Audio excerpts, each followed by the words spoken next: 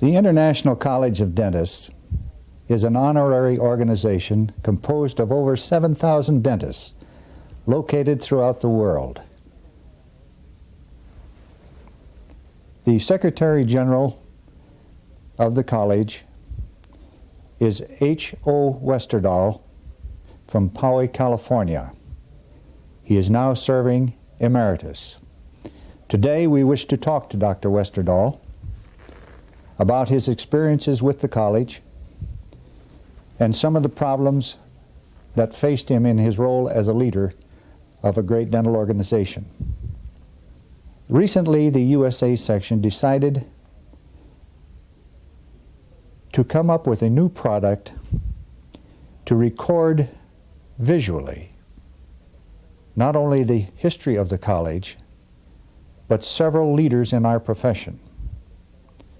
Dr. H.O. Westerdahl was selected as the outstanding individual that the college should honor with the first videotape.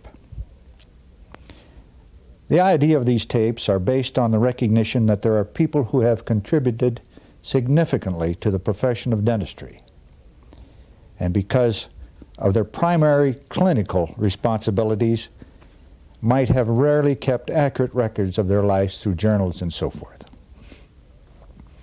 This could mean that important events in their lives, including why they choose dentistry as a career, the factors that influence the character and timing of their contributions, their view of dentistry's past and future from their own historical perspectives might be lost. How great it would be if we had G.V. Black on an audio-visual tape. Wouldn't it be wonderful to bring back Pierre Fouchard, the father of modern dentistry? This is what we're trying to accomplish. We want to put these men on visual history where they can be recalled at any time.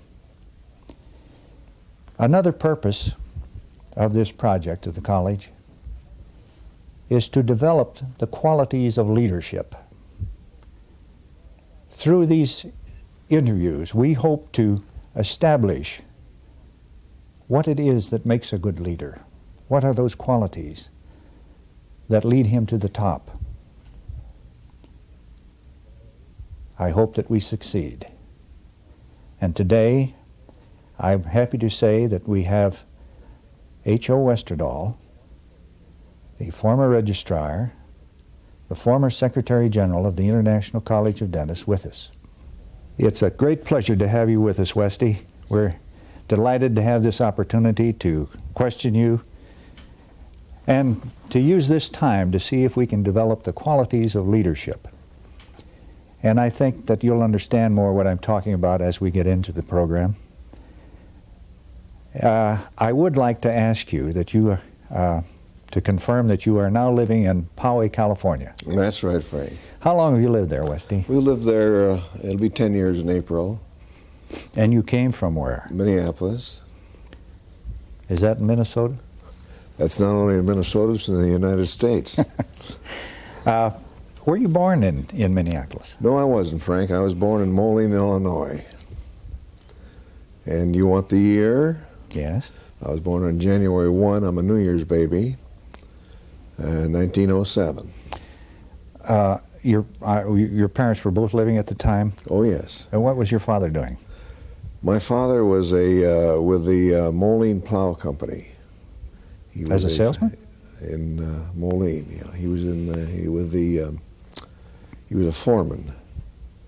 And you attended most of your schooling there in Moline? No, we moved out of Moline when I was about 6 or 7 years old, and my father had bought a hardware and implement store in Monterey, Minnesota. It was a little town of about 350 people. So I spent my boyhood actually down there until I was about 15 or so. Was there any particular reason why he moved to Minnesota? Yes, he wanted to be on his own. He wanted his own business, and he went into the hardware and implement business. Was he a naturalized citizen, or was he? He was a naturalized citizen.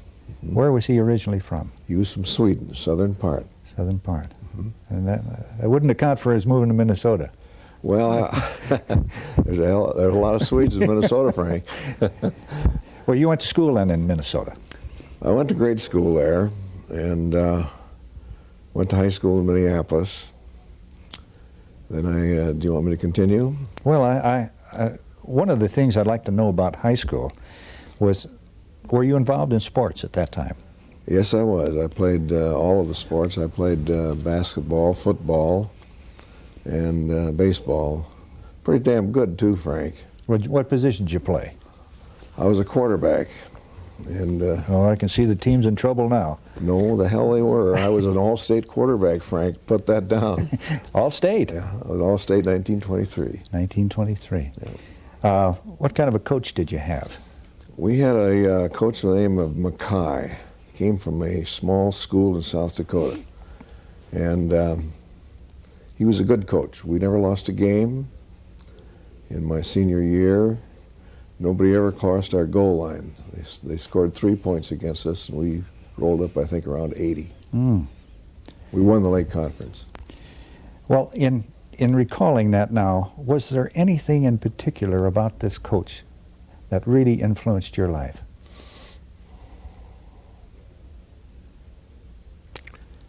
Yes, Hugh Mackay was I think you would call him a man's man.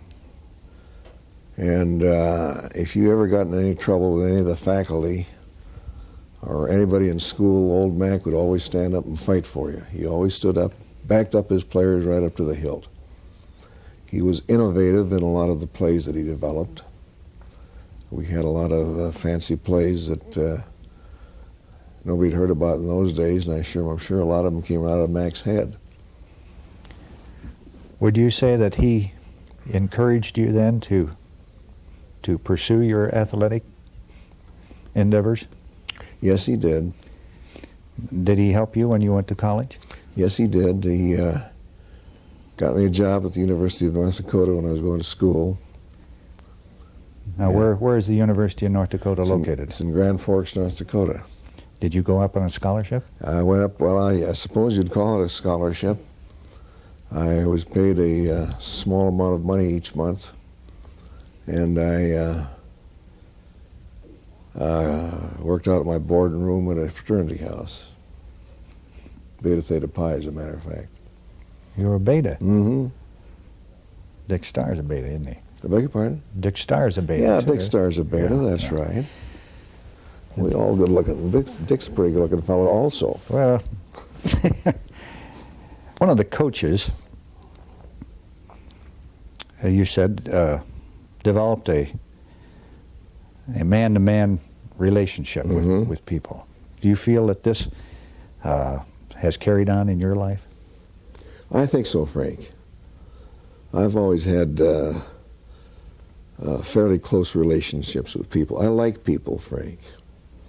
And I feel close to a lot of people. I wondered if you had something unusual that happened during your football or baseball career. Well, I sure did. We were playing the University of Oregon, and they had a linebacker by the name of Mooney. He weighed about 215 pounds. And the reason I'm hobbling around today is that he clipped me and wrecked my knee. And unfortunately, here about 4 months ago, it collapsed on me, and I went down again. And at the moment, I'm hobbling around on a cane for another month or so. So that was quite an unusual experience, Frank. In college, what were you specifically going through for? What degree were you aiming for? I was pre-dental, although I got a BS. I got my BS at the University of North Dakota, having in mind the prerequisites for dentistry at the University of Minnesota. I planned on finishing there. Well, what was it that influenced you towards the profession? Well, it's a funny thing. When I was about 15 or 16 years old, we moved to a town of Slayton, a town in southwestern Minnesota of about 15 to 1,800 people.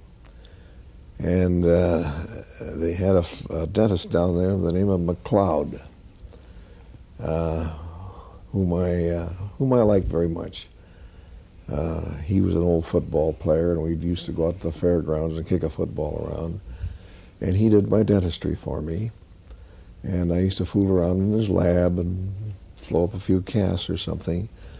And I admired the man. I admired him not only as a dentist, but as a man. And I would say that if anybody ever influenced me to take dentistry, that was the fellow right there, Dr. McLeod. Was there any particular way that he did this? What quality of leadership was there? Well, I don't know how you would qualify that as leadership, Frank. As you know, leadership denotes in the first place outstanding people. In some ways, they're leaders. They take the initiative in things that they're doing. He was a very active man in civic affairs in this little town. He was a very positive man in the things that he did. He was a kind individual, got along fine with people, and I guess that if you're talking about leadership, those were some of the qualities that he had. Well, the ability to influence people, I would say, is a quality of leadership. He did influence people. Yeah. He surely did. Well, we've got you now someplace in dental school. Mm-hmm. Why did you select the school that you did? Well, is there any other? Oh, this is hard to take. Minnesota was known as a very fine school in dentistry at the time. We had a dean there, the name of Oury, who was well known and went on to New York. And Minnesota had always produced, as I understood it, very fine dentistry and very fine dentists. And that's what prompted me to go to the University of Minnesota, that and due to the fact that I was a Minnesota resident, of course. When did you attend the school? I started school down there in 1928 and graduated in 31. Was it a 3 or 4 year curriculum at that time? It was 3 years at that time. You had to have your BS first, and then you got your degree in dentistry. And today, of course, most of the universities have 4-year pre-dent and 4-year dental school. Mm-hmm. Were there any outstanding professors that you had? Yes, there was a fellow by the name of A.B. Hall. He was an operative professor, and he used to do his carving with his fingernails. With his fingernails? Yes, sir. He would carve crowns, 3/4, anything you want to talk about, and he would carve with his fingernails. And he was the darndest thing you ever saw, Frank. He was a magician. He could do it. He was a very fine operative instructor, and of course used his instruments in various positions, but and a very fine teacher. He had the ability to impart to his students the very point that he was trying to get across, and did it very simply and very easily. So I would say that of all the instructors that I had, that Dr. A.B. Hall, whom they have an A.B. Hall Award at the Minnesota to this day, and he's still alive, I think he was the professor that really influenced me, and one of my favorites. Now you're into private practice. Did you join with any other men in opening an office, or were you in single practice? I would say I was an individual practitioner. We had at one time, we had 3 dentists in our little organization. When did you first meet Elmer Best? Well, we used to have a luncheon group that we met every Tuesday. I'd been out of school, I suppose, 4 or 5 years, and I was invited to join this group. And every Tuesday we had a luncheon, and Elmer Best was one of the fellows that we had at lunch. He and Harry Tinker, and I can't remember, there were about 6 or 7 of us. We met every Tuesday, and I don't know, one day Elmer said, "Westy, we'd like to propose you for the International College of Dentists." Well, I didn't know what the hell the International College of Dentists was. I said, "What is it, Elmer?" Well, he says, "It's an honorary organization. It's composed of very fine people, and he says, it's an honor, and you should accept it." So I was sponsored by Elmer Best and Harry Tinker and Rube Albinson. They were my sponsors. And I was inducted in Chicago at the midwinter meeting in 1946. I think there were 6 or 7 of us inducted. We were given a key, and I think 6 months later we were given a certificate, which I had framed and put in my office. But those were the circumstances under which I met Elmer. And what kind of a person would you say that he was? Oh, he was a delightful person. Elmer was a Canadian by birth and education. He was educated at the University of Toronto. Very personable type of a fellow, and a great organization man. At the time I knew him, he was not only the secretary or the registrar of the U.S. section of the International College of Dentists, but he was running the Pierre Fauchard Academy as well. And he was always into dental politics. Elmer was a great politician, very polished man, and I admired him. Great fellow. And what I'm trying to get at is, how did you become involved in becoming the deputy registrar? One day at lunch, Elmer said, "Westy," I told you I'd been inducted in 46, didn't I? Yeah. He said, "I'd like you to be the deputy registrar of the International College." I said, "Well, what does a deputy registrar do?" "Well," he says, "he doesn't really do anything, Westy." He said, "He just takes over, in case of an emergency or something." And I said, "Well, Elmer," I said, "what if something happens to you? I don't know anything about this college, except that I am a member, and that we do have meetings, and there are certain conditions." And he's, "Oh, Westy," he says, "you don't have to worry." He says, "My girl will fit you in all of that." Well, in 1954, Elmer up and died, and his girl quit. Oh, boy. And there we were. There we were. Yeah. What made you decide to go on as registrar? Well, the fellows at that meeting asked me to, I said I didn't want any part of this. I was busy, and had my own practice going. But they asked me if I'd take it for a year, and I did. Well, it became very interesting, as you know, Frank. Mm-hmm. It kind of grabs you. And I could see all the possibilities that were going on. I could see where the very name International College should be international. I could see the formation of sections abroad and all this stuff. And I just fell in love with it and got interested in it. And heck, I was in there for 19 years, I guess. And that's what you mean when you say a 19-year love affair. That was a 19-year love affair, yeah. I see. Yeah. After World War II is when we really began to expand as the college. And what were some of the problems that you faced there as Secretary General? Well, the first section that we organized, Canadian section, was number 1. And then the European, we started to work on getting the European section set up. So I was able to get together a group in London in 56, about 56, somewhere in there. And they were from Germany and from France and from England, from the Scandinavias, Italy. You must remember now that this was not too long after World War II. And we sat down, and Frank, they were just like a bunch of strange bulldogs. You know, the French weren't speaking to the Germans, and the Germans weren't speaking to the French, and the Italians were like this, and the English were trying to smooth things over. But we got that thing started, and we got it organized.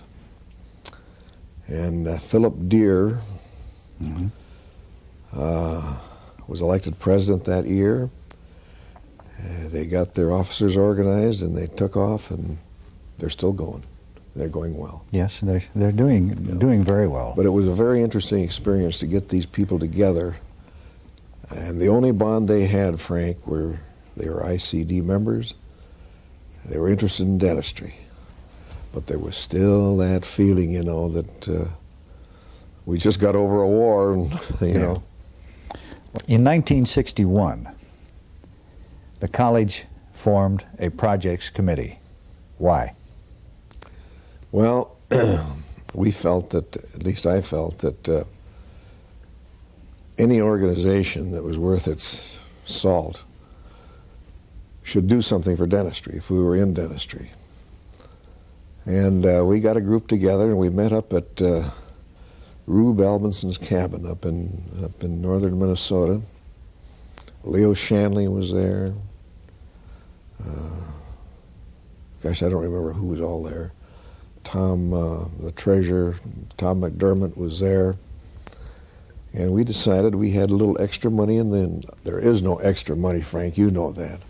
But we did have a little money in the treasury, and we thought that the thing to do is to get some projects going and make this college a worthwhile organization that made its proper contribution to dentistry. One of the interesting ones to me was the recruitment program that you developed. Yep.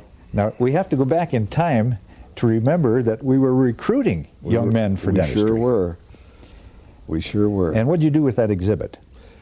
That was shown at all the ADA meetings. It was shown at high school conferences, at all educational meetings all over the country. It did a big job.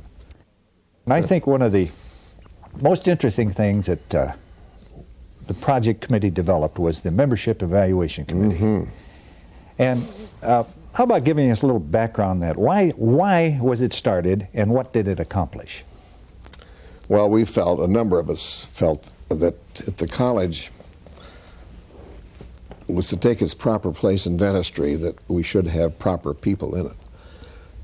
People that had contributed to dentistry, they were outstanding in dentistry, people that were not too old, that they'd passed their peak. We wanted to distribute the membership fairly well through the country based on population. And Leo Shanley and I got together on that originally.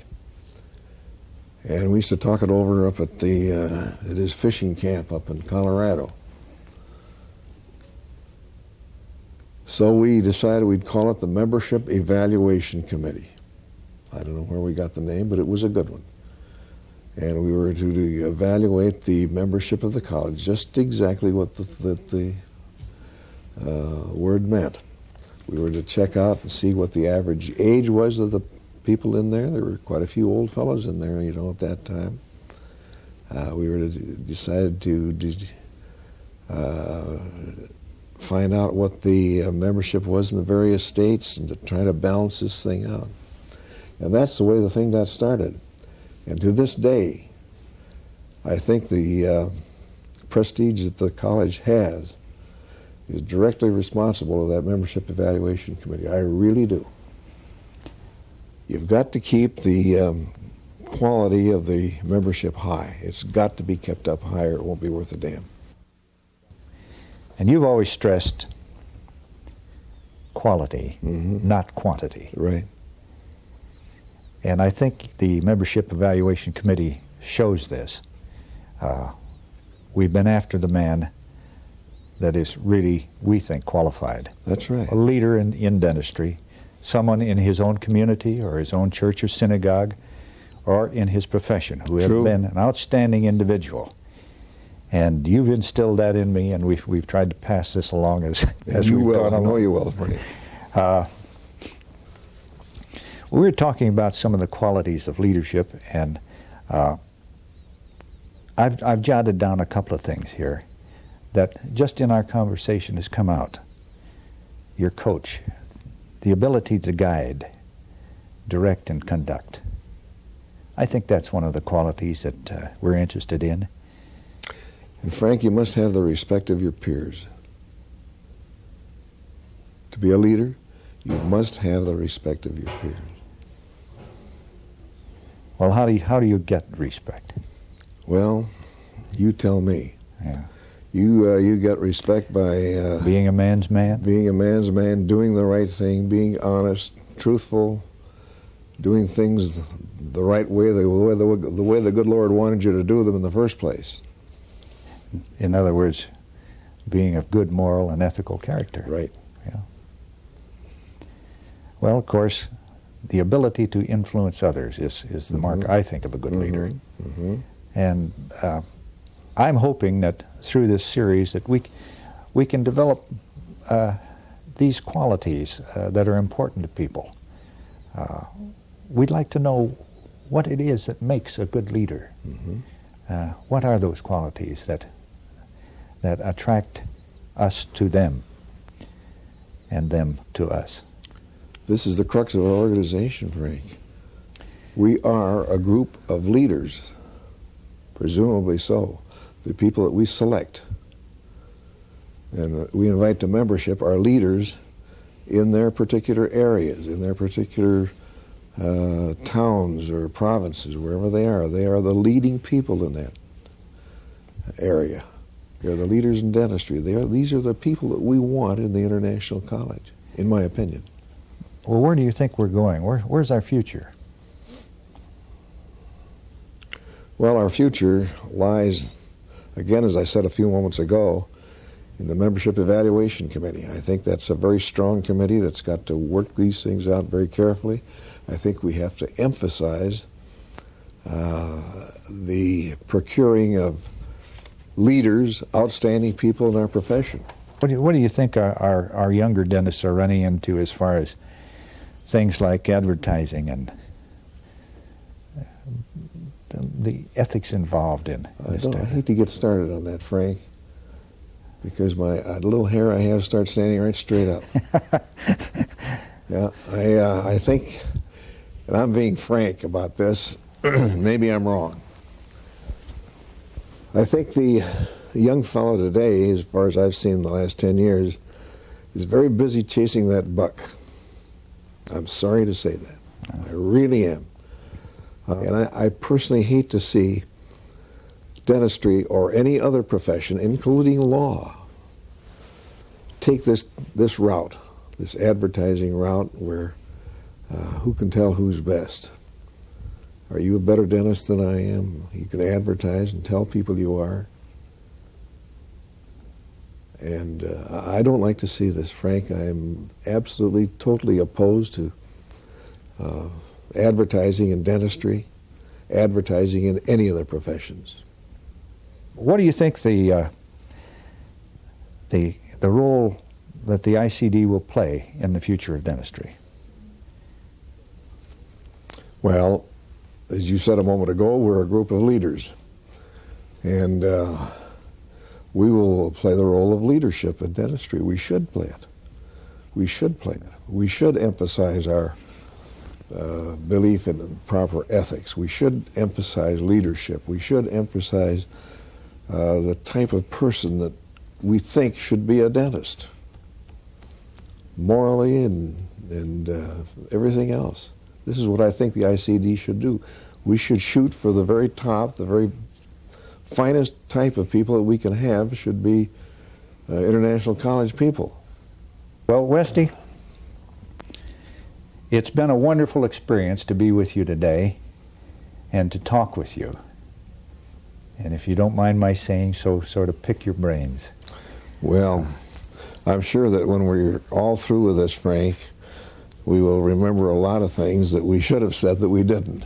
Well, but we covered a fair amount of territory. I want to say that I appreciate the effort that you've made. I know on these bum football legs, I don't care how good a quarterback you were, you got a pair of bum wheels. We're just delighted that we had this opportunity to be with you once again, my friend. Thank you, Frank. It's great being with you. Great being with you, old boy. Thank you. And that concludes the program that we had in mind for you today. Thank you for listening.